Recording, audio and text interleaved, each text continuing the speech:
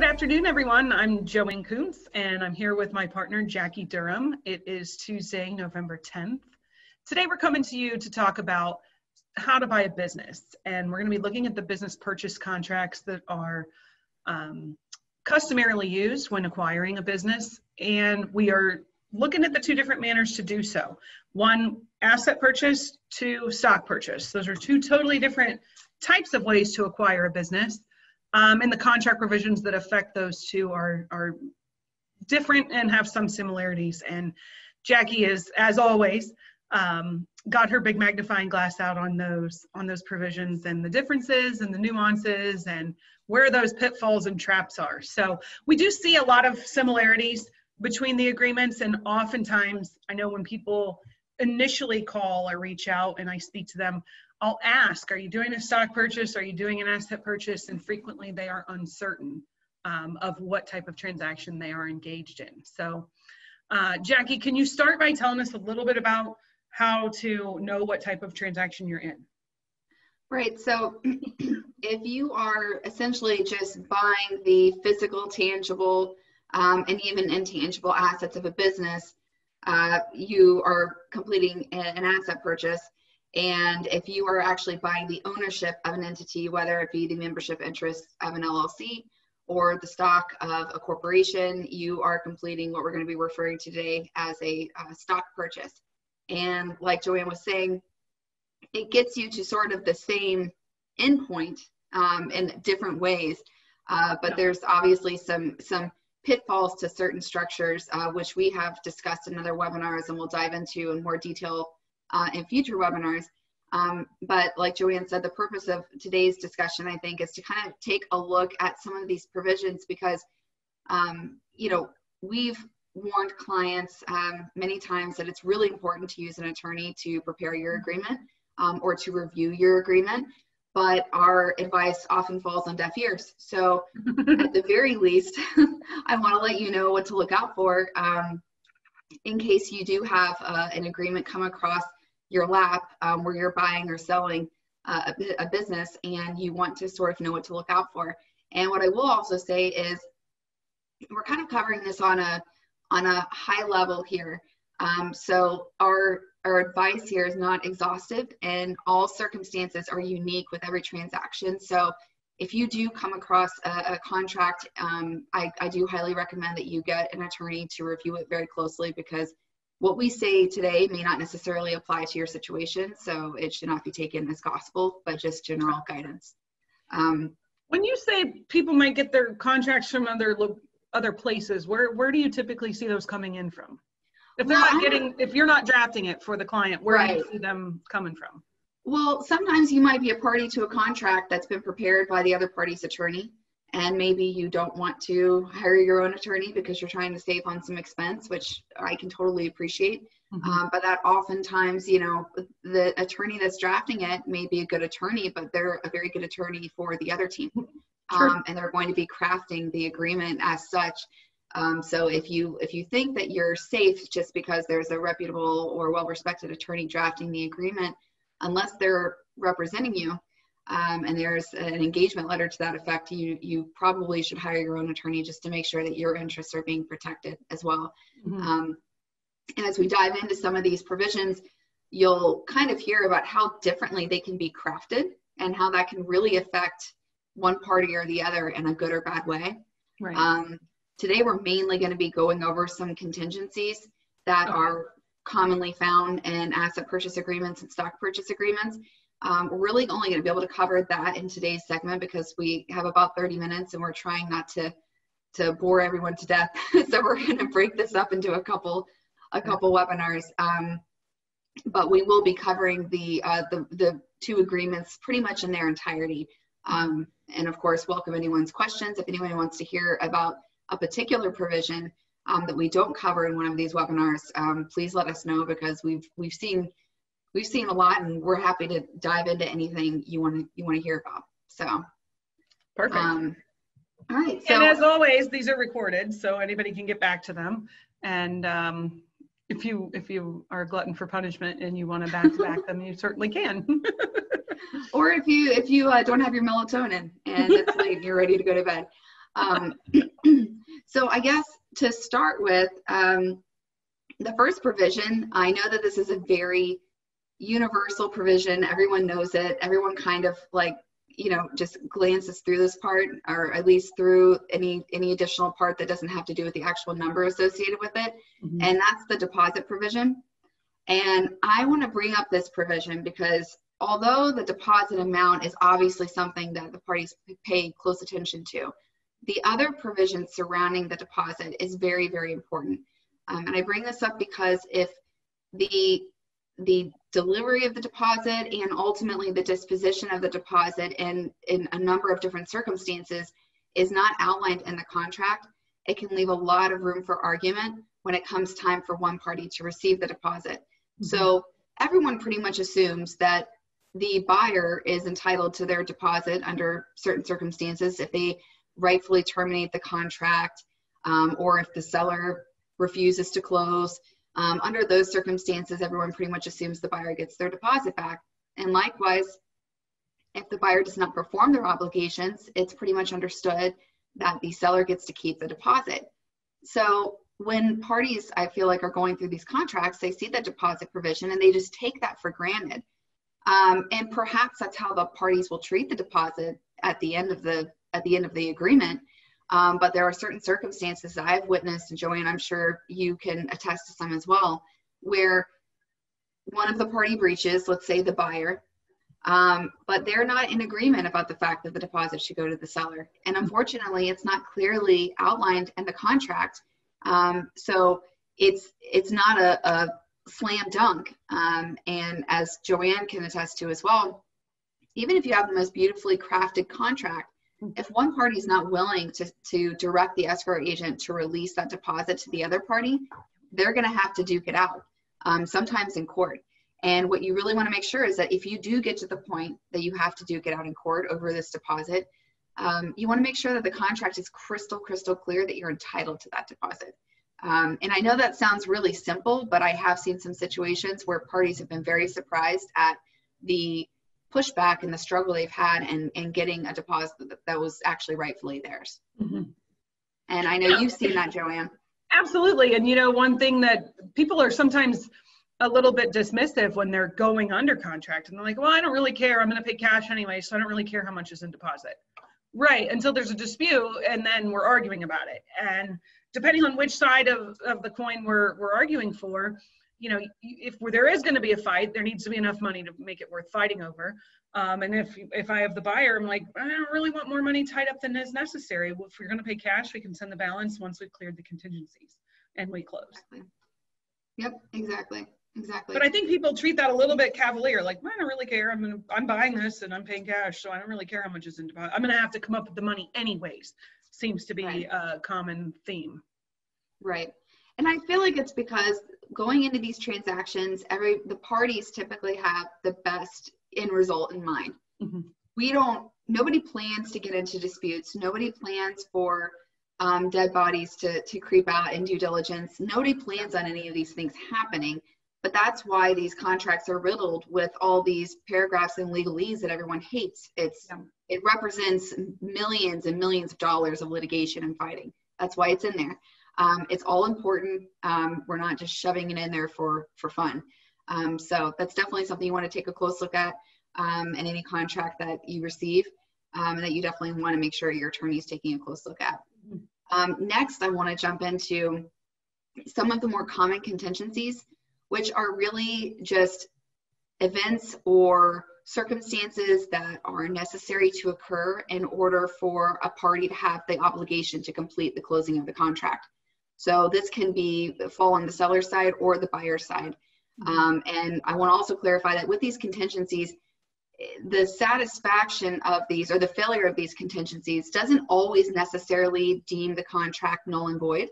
It may just grant one of the parties the right to terminate the agreement. So it's not a slam dunk like, oh, now the contract's completely terminated. It may just give some wiggle room for parties to negotiate a workaround to whatever contingency it is that may have failed. So just want to clarify that because sometimes there's confusion around what contingency actually means. And it also is going to be determined by how exactly the clause is drafted. So The first one that I would touch on, because a lot of our businesses are governed by franchisors or other third parties, and that is going to be the franchising approval contingency. And basically, whenever you have a franchise business, it's important to keep in mind that the business is basically governed by and operated in accordance with a franchise agreement. And the franchise business owner doesn't have the right to just at will terminate or modify or sign that agreement. They have to get the approval of the franchisor. So when you're going in to buy a business or going to sell a business, that's something that you have to keep in mind and contemplate. As the buyer, you typically will see a contingency clause that provides that the contract is contingent upon you receiving franchisor approval. That's great, but that's not where it should stop.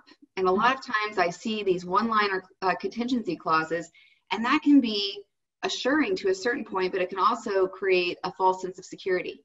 Because what can happen is, as a buyer, you might receive approval to be a new franchisee and to take over the business. But the franchise agreement that you may be required to sign, or the terms that you may be required to assume should you accept assignment of the seller's franchise agreement, may look very different than what the seller is subject to currently.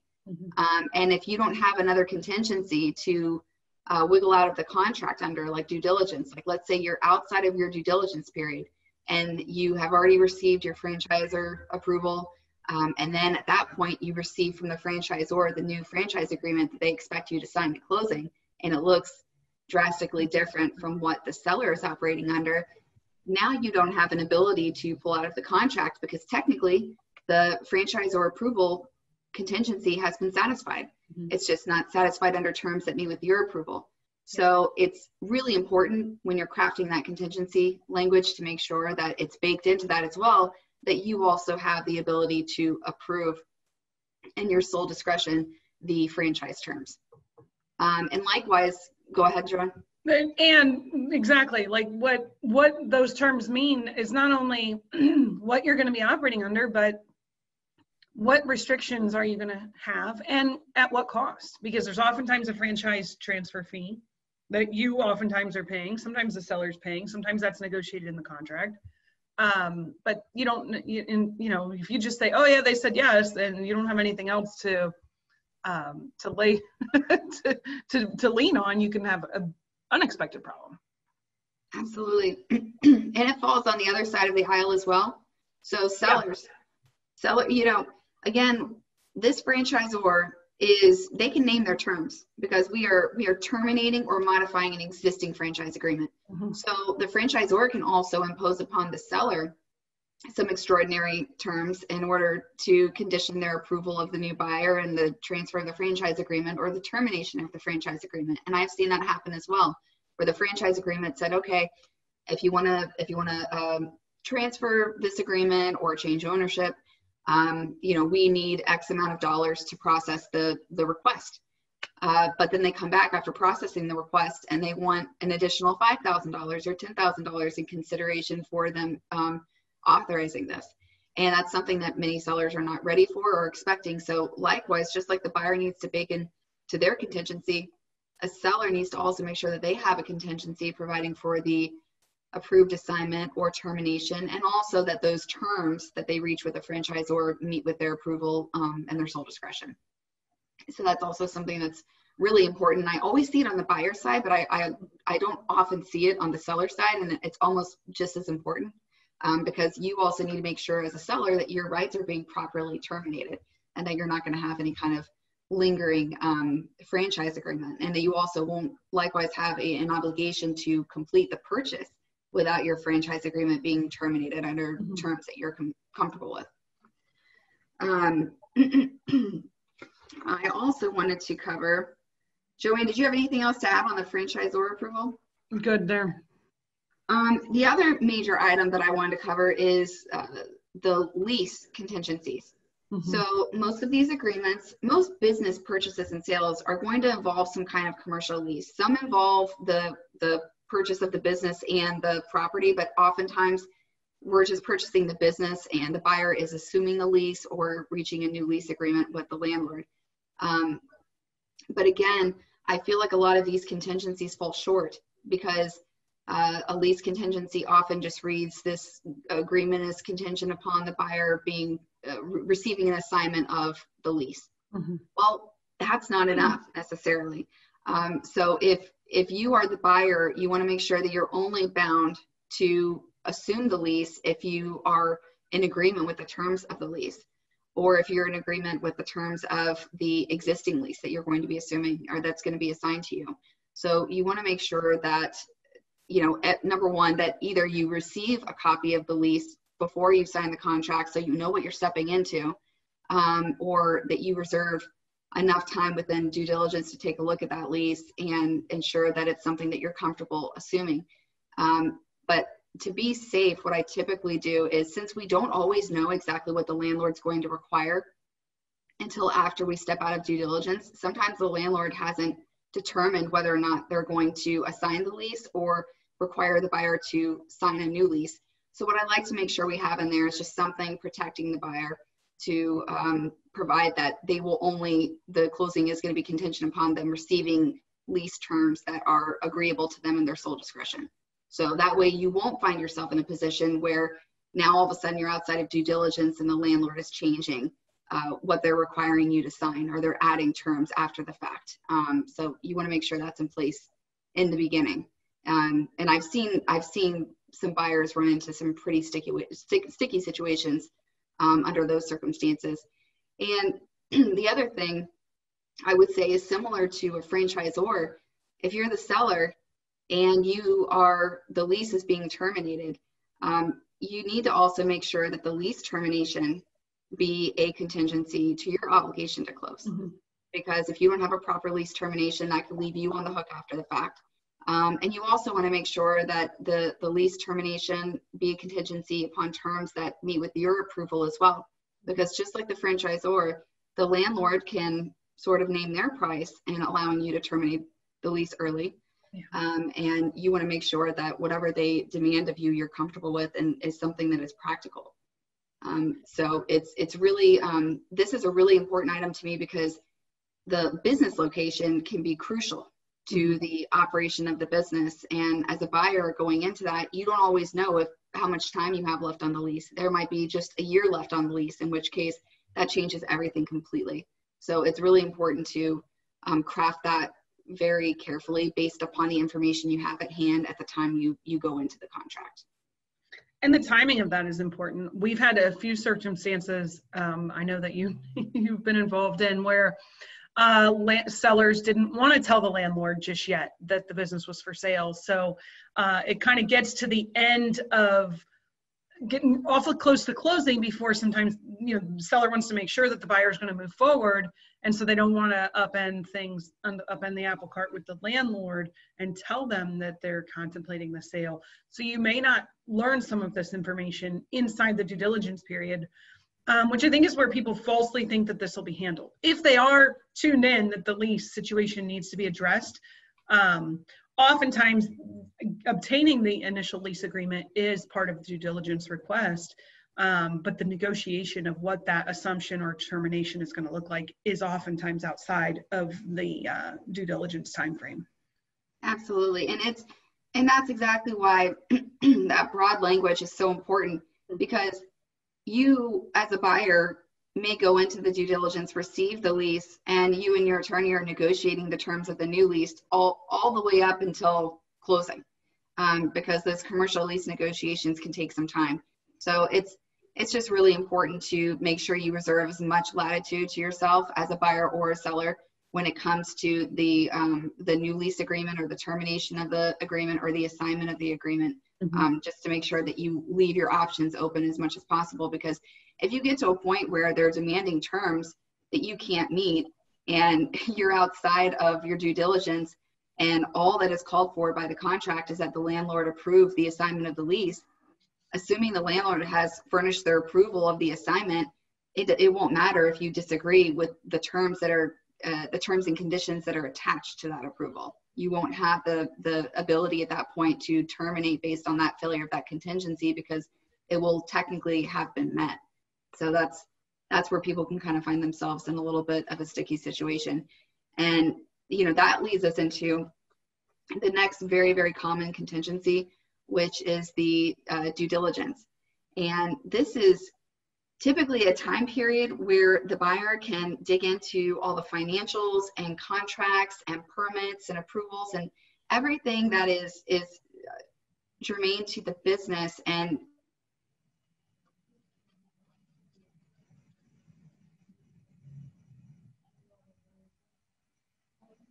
to this particular business. A lot of buyers need to make sure that they're very careful about.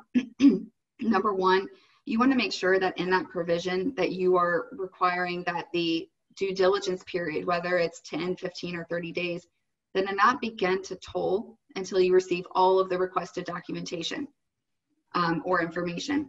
Because I can't tell you how many times I've gone back and forth with parties about when our due diligence actually expires, because people will provide financials in piecemeal, and somebody thinks due diligence is expiring on Thursday when in fact it's not expiring for another 15 days until I receive the last remaining financial statements that I haven't come across my desk yet. So it's really important that you specify that in there, because if you don't, now you're going to have a gray area about when your due diligence actually expires. And that's crucial because you need to have all of the information at hand to make a decision about whether or not the business is suitable for you. Mm-hmm. Likewise, for a seller, you want to make sure that you have built in a deadline for the buyer to request certain due diligence documents. Because what you don't want to happen is to have a provision like mine that's in there where it says that the tolling period starts once all of the documents are received. If you don't have a deadline for the buyer to submit their request for all those documents, they may be submitting their request in piecemeal, in which case this is naturally pushing out that due diligence deadline with every additional request. So you can see how that can become problematic. Another item that I would always recommend be included in the due diligence provision is something affirming and warranting that the financials and all documentation supplied is accurate and complete. You want to make sure that that's something that's specifically warranted by the seller, because that can lead to problems. And that's also something that you want to make sure is included in the contract, even if you complete due diligence in advance of signing the contract. So some parties like to complete due diligence review and all of that prior to hiring their attorney to prepare the agreement, just to avoid that unnecessary expense. They want to look under the hood in advance, which is completely understandable. But what you want to make sure is, if you do that as a buyer, you want to make sure that the seller is affirming the accuracy and completeness of the financials that were provided to you in advance of signing the contract. And you also want to possibly reserve the right to take a second look on a later date just to verify that there isn't a huge deviation in the financial performance of the business. And usually it's tied to something nominal, like 5 to 10%. So if it's something immaterial, that's not going to give you grounds to terminate the agreement. But if there's a 50% difference in the financial performance, that might give you some grounds to stand on to possibly terminate. So, that's also going to depend on the term of the agreement itself. The longer between the date of signing and reviewing those due diligence documents and closing, the more important it is to have that second look at the financials to verify that. And back to what you were saying about the time frame needing to be determined for the buyer to request the due diligence items in, the sellers have to be mindful of that, because the closing date is not typically tied to the due diligence period. So if you have a buyer who continues to do due diligence in piecemeal, they can actually run their due diligence period and their ability to terminate and receive a refund of their deposit right up to the closing date without you realizing it. Yep. And that's sometimes by design. Oh, yeah. Like, there's, especially if the other party is represented by an attorney, that it very well may be by design. So it's really important to be just careful about that provision in advance, and to give it some thought, because once you're subject to it, you're subject to it. And I feel like they all kind of look the same at first glance, but these are the fine nuances that really can give it more teeth, and that you really need to be careful about. Another thing for a seller, I would say, is you want to make sure that you have something in there that will confirm the obligation of the buyer to return the documentation and information that is received upon termination of the contract. And even to, in certain circumstances, it's really important for the buyer to be bound by a non-disclosure as well, and a non-compete before even getting into all of the details of your business. And some sellers are a little more sensitive than others to that, but the non-disclosure and things like that can be really, really important. So if you are very sensitive about that information, it's best to bake that into the contract as well, just to give you that added level of security. And another consideration is to make, if the buyer is going to be doing due diligence and coming on site, you need to make clear in the contract when they're permitted to come, the kind of notice that is required to be given, and whether or not they're permitted to speak to your employees. Because what I've also seen happen is buyers come and go as they please to the business location, speak with the staff, and really disrupt some things. So you want to make sure that that is crystal clear and outlined in the contract. Most buyers don't do that, but some don't know any better. And if it's in the contract, it's that much more likely that they will be aware of that kind of restriction and that veil that's there. So another thing just to make sure we have in there. The other thing, last thing for a seller, if I'm representing a seller and the buyer's done the due diligence on the front end of things, I'm going to make sure that we have some kind of provision in the contract that confirms that the buyer is waiving any further due diligence. So that provision that I was just talking about earlier for the buyer, where you get a second look at the financials, I'm not going to offer the same thing if I'm representing the seller. I'm going to lock that tight and make sure that the buyer knows that they've conducted all the review they want, they're ready to go, and there's nothing further to investigate. If you don't do that, the risk you run is you get into the contract and a few weeks in, the buyer starts to get cold feet and they want to take a second or third look, and that can create some problems. So you want to shut that down and make sure it's crystal clear that the buyer is ready to roll whenever they sign the contract and they're waiving any further due diligence, assuming that they've had the opportunity to actually do so. Mm-hmm. Another important and common one is the employees. So some purchasers of a business they're coming in and buying the assets. They don't care about retaining the employees. And what you want to be sure to just kind of nip in the bud any kind of post-closing issues that you might run into with those former employees is potentially calling for in the contract the delivery of employee termination agreements upon closing from the seller. Just so those employees are crystal clear that the employment is technically terminated. Now, if you're not buying the stock and you're just buying the assets, you're not assuming any obligation to those employees anyways legally. However, if the employee is required to sign something acknowledging that their employment is going to be terminated upon closing, then there's no doubt, and you'll run into less problems with disgruntled employees after the fact. If you do want to assume certain employees, if they are currently subject to an employment agreement and you are completing an asset purchase, you're going to want to make sure that you either receive an assignment of that employment agreement or that you sign a new employment agreement with those employees and that the existing employment agreement is terminated. And if you are buying the stock or buying the assets and you want to retain all or certain key employees, if they are not subject to employment agreements and they are vital to the operation of the business, you're going to want to make sure that you have a contingency built in, that you are the closing is contingent upon you receiving employment agreements with these employees or these particular key employees pursuant to a form and conditions that you approve in your sole discretion. That's really important because, as Joanne, you can attest to, sometimes the business and the value of the business hinges largely on some of these key employees. Yeah. And if you don't have that baked in as a contingency and you get out of due diligence, this is sort of an afterthought, and Joe is running the show, and you really need Joe to continue to run the show in order for this business to be to maintain the value it currently has. There's nothing binding Joe to you or to the business after closing, and Joe may not be happy about the change of ownership. So you really, you want to make sure that you have yourself protected on that front as well. And otherwise, Joe's in the same spot as the landlord and the franchisor, knowing that they've got you over the barrel. So like, yeah, I'll stay, but I'm going to need double the pay, or, you know, that's limitless once they realize the position of power that they're in, if they're not already just a good person. So. Yeah, exactly. And nobody wants to take that kind of gamble. Mm-hmm. Another common contingency is financing. Obviously, there can be third-party financing or there can be seller financing. Regardless of the form of financing, it's really important to make sure that the specific terms of the financing is outlined, not just the loan amount, not just the interest rate, but the term, the amortization.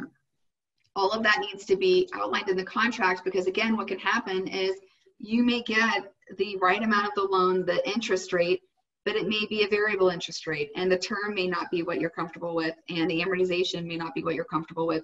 But if you technically get that loan commitment, that contingency is satisfied, and now you're stuck either taking this loan on terms that you're uncomfortable with or forfeiting your deposit because you don't have a basis for terminating the agreement. Something else that's really important that I try to always guide my buyers on is I want to include in that contingency language regarding final loan approval, not just receipt of a loan commitment, because those are two different things. I could get a loan commitment for approval of a loan on November 1st, and when I go to close on December 15th, I may have my final loan approval pulled for any number of reasons. Maybe my husband loses his job. You know, there could be any number of circumstances where something shifts. Your final loan approval is pulled. However, you received your loan commitment, which is what the contingency is based upon. And again, now we're in a position where we don't have the ability to take the loan and close. We're out of time to obtain an additional loan. The seller is not granting an extension. And I basically have to forfeit my deposit if I don't close as the buyer. So it's really important to specify final loan approval. Of course, if I'm repping the seller, I may not provide for that. And then just to jump real fast, guys, into seller financing, I think it's really important also to, depending on which party you are, to make sure that you as the buyer or seller reserve the right to approve the form and content of the promissory note, because these terms can look very different. And most parties focus on the interest rate and term and all of that, all of the good stuff at the top of the note, but it's what falls under that can really get you when stuff hits the fan. Something else I would mention for buyers is oftentimes in contracts we have indemnification provisions, which will be covered in our next webinar. But the indemnification provision, if you're a buyer, you can work into the contract that if you have a seller note, that you have the right to offset your payments under the note should you have an indemnification claim that arises against the seller.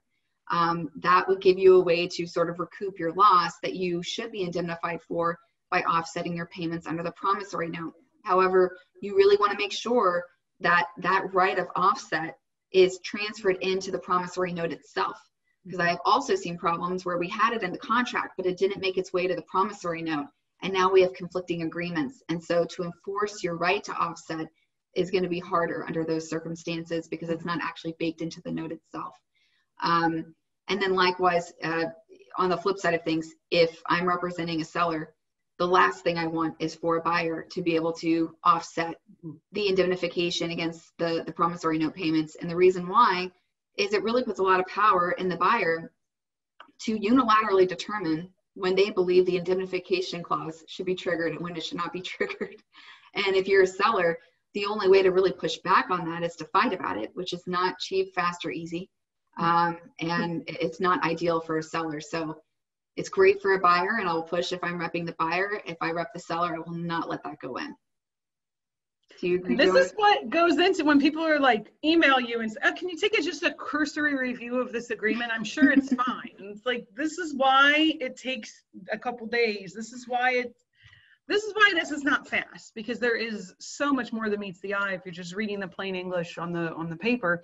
And that experience of where you've seen these things go wrong in the past is really what you're drawing on. I mean, the internet's laden with language. You can pull contract terms from anywhere, but knowing which one. I have a friend who used to say, you know, the mechanic would fix the car. His car wasn't working, so he brought it to the mechanic, and the mechanic looked around like, and he took a hammer and he like tapped on it, and then it worked. And he was like, $50. And he was like, $50 to tap the engine? He's like, no, it's $50 for knowing which part to tap.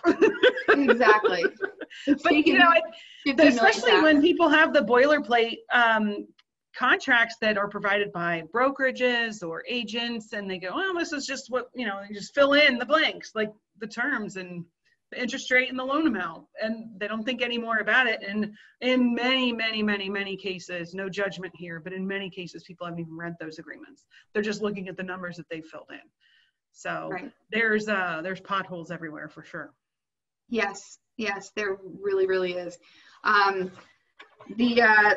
The next contingency I'm just going to touch on really fast is the visa contingency.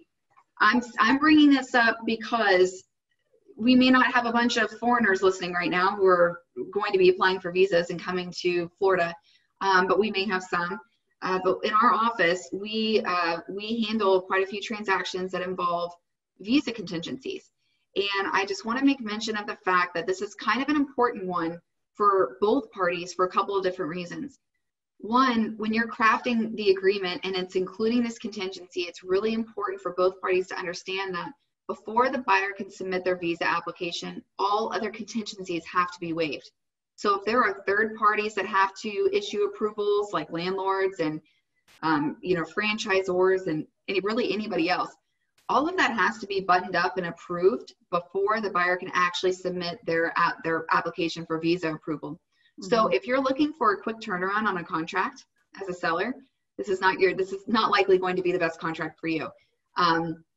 The offer might make sense for other reasons, which will outweigh the delay, but just keep that in mind.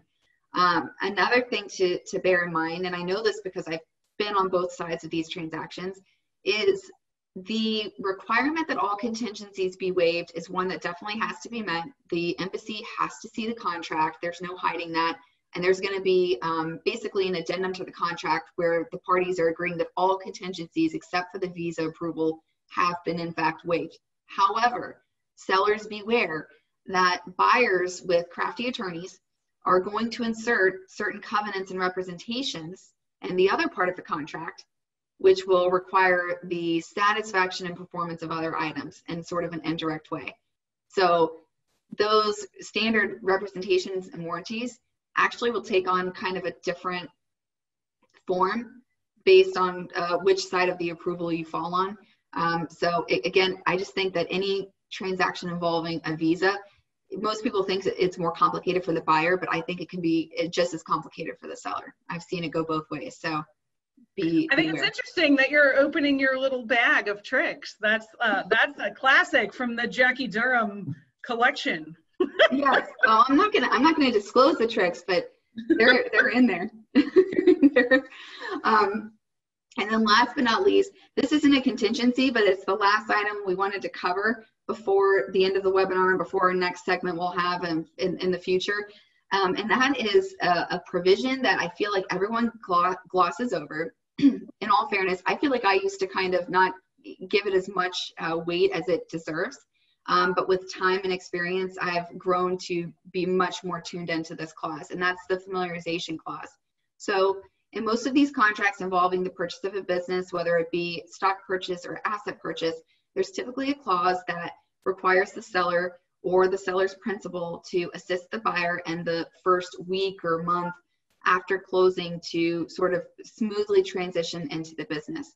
And, especially for buyers that are coming into sort of a new territory and a new business, this is particularly important. And a lot of times it's not until after you go under contract and even get out of due diligence that you even realize how important this clause is. Yep. And it's really important to make sure that you're delineating not only how long you expect the person to be with you, but exactly who needs to be with you. So if you're buying the business from an entity and it's owned by several individuals, you want to make sure if Bob is the one that has been in the office every day undergoing the management of the business and he knows the ins and outs and he's really the guy that you've derived all the information about the business from. You want to make sure that Bob is the one that's on the hook for these familiarization obligations. Because if you just say seller, Bob could send in his brother or his wife or somebody else that's technically an officer of the seller. So you really want to be careful about delineating that. You want to make sure, again, the term is specified, the hours a day that are required for the familiarization, whether weekends are included, and also most importantly, especially in this day and age, whether or not in-person familiarization is required, or if it's just text, phone, email, because I've seen on a number of occasions where the familiarization paragraph was really just a sentence, and it required the seller to, participate in the familiarization for 2 weeks after closing.